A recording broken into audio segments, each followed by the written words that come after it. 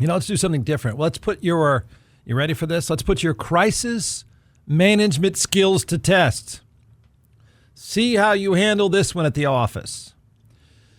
So the Coldplay Kiss Cam scandal really is the gift that keeps giving for now, right? Now we've got a wild look at this entire thing, an angle I didn't see coming, and I don't think anybody did. You thought it would burn itself out, right? Like everything else. It was going to be the Haktua moment of the summer, and then it would burn out and go away, and people move on to the next dumpster fire, right? So follow along on this and answer, okay? And I don't know if there's many options other than two options, but answer this. One, would you have come up with this idea on your own? Would you sign off on it if you were in position, an executive position? And then two, would you push this to begin with? Could you convince people to do this? Because I'll be honest, I wouldn't. I mean, I could lie now and say, man, what a great idea. This is hilarious. What a brilliant move. But I'll be honest, I don't think I would have gone here at all. I don't think I would recommend it at all, almost under any circumstance. The rule of thumb is pretty much just shut your mouth, crisis management, shut up, get under the desk, and don't make any noises. But this might be working. So the software company Astronomer has become a household name for now, at least. Again, till the next human dumpster fire takes your attention away. It's a household name for now because its former CEO and both have now resigned or quit, head of HR were caught cuddling on the Coldplay Kiss Cam, which I had no idea until I saw the highlights of the concert that any adult male ever went to a Coldplay concert, but sure enough, they did. So now, of course, what's the company to do? The CEO resigned. The HR chief quit as well. That seems pretty reasonable. You could see that one coming. But the thing is, it's hard to imagine. It's a software company, okay? And, it's just boring stuff. So it's hard to see that this has been good for the firm. I know a lot of you live by the rule. I hate it. I hate to hear this. It's a foolish thing to say. It's a foolish thing to do. All publicity is good publicity. That's not true. It's not, right? You're in business for your shareholders and or your customers. That's it. So not all publicity is good publicity. But man, it's hard to imagine that whole scandal could be good for the firm. And I assume most of you would have advised them to lay low. I assume most of you, if you had to think about this, if you work for a living, you had to think about this at some level. Gosh, what if that happened to us? What if that happened to me? I don't mean the cheating part. I'm talking about the crisis management of the public fallout that comes with it. Your name is all over the place. You didn't see it coming. So I assume most people would say, just lay low. If you're the business, forget the two of them. I know we're obsessed with what's sensational, but forget the two of them. What does the company do? How would the company respond? What exactly would you say, if anything, to all the publicity? So I assume you advise them to lay low and wait for the next viral dumpster fire to take attention away. But not only is the firm not laying low, they're making a public joke out of the scandal. The first 2 or 3 times I read this and then listened to it, I thought, this has got to be a joke. This can't be true. You're really not going here, are you? And I'm still not completely convinced this is not going to be a joke in the end. There are 2 answers. Here you go.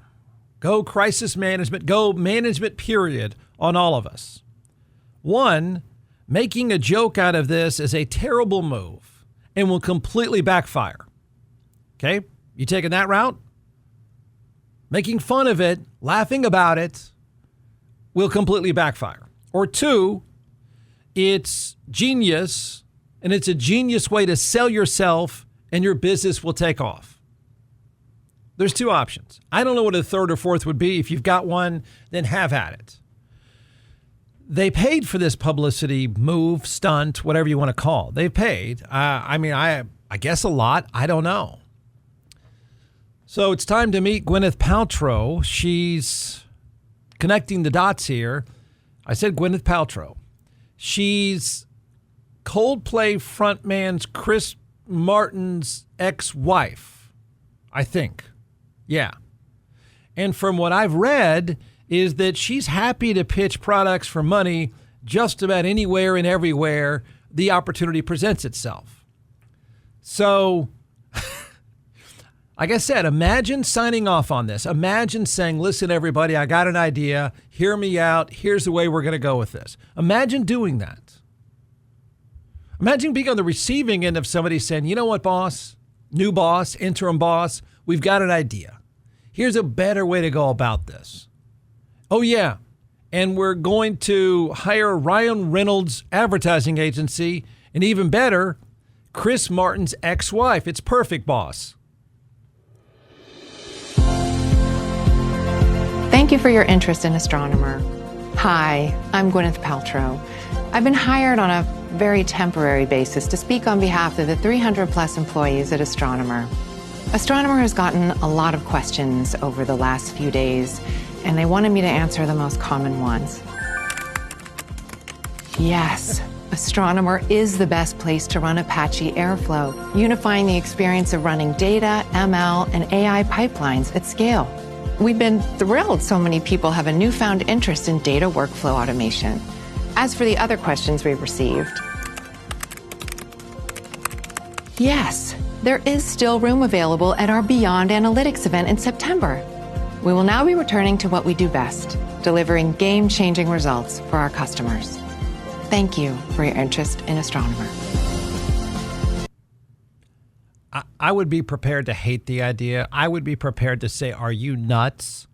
What are you talking about? I would be prepared to slam the door and say, no, everyone shut up.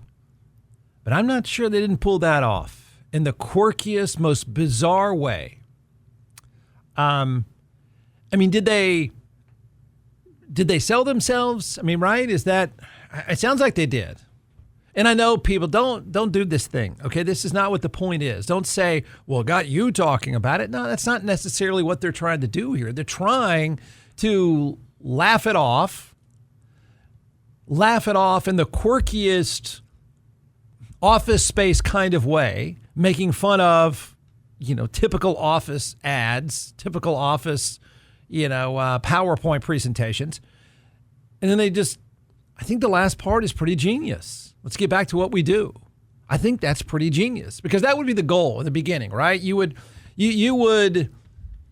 just try to pivot and call your clients up and say, remember what we do. I know that was weird. I know it's, it's really funny. I know. Let's hear all your Coldplay jokes, blah, blah. But let's get back to what we really do. All right, Bob, we want to sell you XYZ. I think the last part of that was pretty genius. I have to admit. I don't know what they paid. I don't know if you can quantify it, but that is a really risky, against the grain kind of move. I don't know how many people have experience with your companies doing incredibly stupid, high-profile things, but nothing like this.